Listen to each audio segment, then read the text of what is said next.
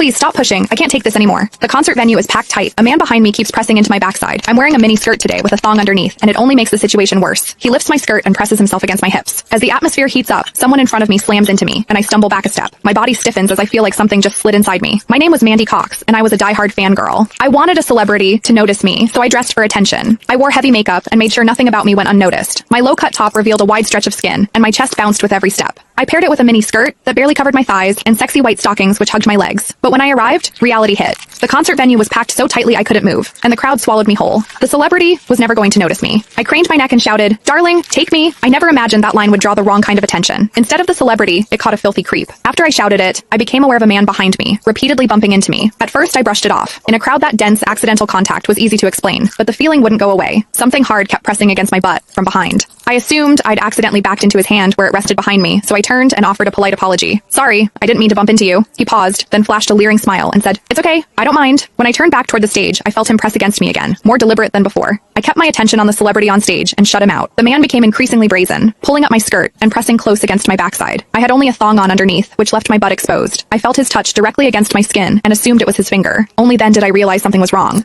The pressure was warm and solid in a way a finger could never be. My mind lurched as the truth hit me. In the 20 years of my life, this was the first time a man had ever molested me. Fear surged through me, sharp and overwhelming, and my body reacted with an instinct to flee, but there was no way to move. The concert floor was packed wall to wall, leaving me stuck where I stood. I drew myself tight, bracing as if tension alone could keep the fear out. As I did, my hips closed around the man's so-called finger, trapping it between my cheeks. An unfamiliar sensation followed, and warmth rose to my face. What confused me was that I didn't recoil from it. There was a muted comfort to it, and against my will, it sparked a faint sense of expectation. The man behind me seemed to take it as a signal. He moved in closer, repeating the motion until the intrusion was unmistakable. I had lived a sheltered life as a college student, and now I was being toyed with by a stranger while surrounded by people. Shame surged within me without warning. I felt the urge to sob, but my throat closed, and my voice deserted me. Worse still, the pressure forced my thong inward and sent a restless, prickling discomfort through my body that wouldn't fade. A quiet, involuntary sound escaped me, and the embarrassment followed instantly. I gathered myself and strained to suppress it, holding it down until my throat tightened. The blaring music and the screams around me drowned everything out. With every eye fixed on the stage, no one was aware of what was happening to me. At the same time,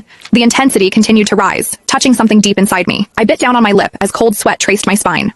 My awareness was tipping back and forth between humiliation and a pleasure I couldn't bring myself to name. I knew I couldn't take it anymore if it continued. So I turned sharply to face the man behind me. "Please stop pushing. I can't take this anymore." When I finished speaking, the man leaned toward me and whispered in my ear, "Is it exciting, the way I'm pushing against you?" The shame was overwhelming, and I was on the verge of crying. "I'm a virgin. I've never done that kind of thing. Please, let me go." He didn't stop. Instead, his gaze burned deeper as he seized my waist, the pressure growing stronger.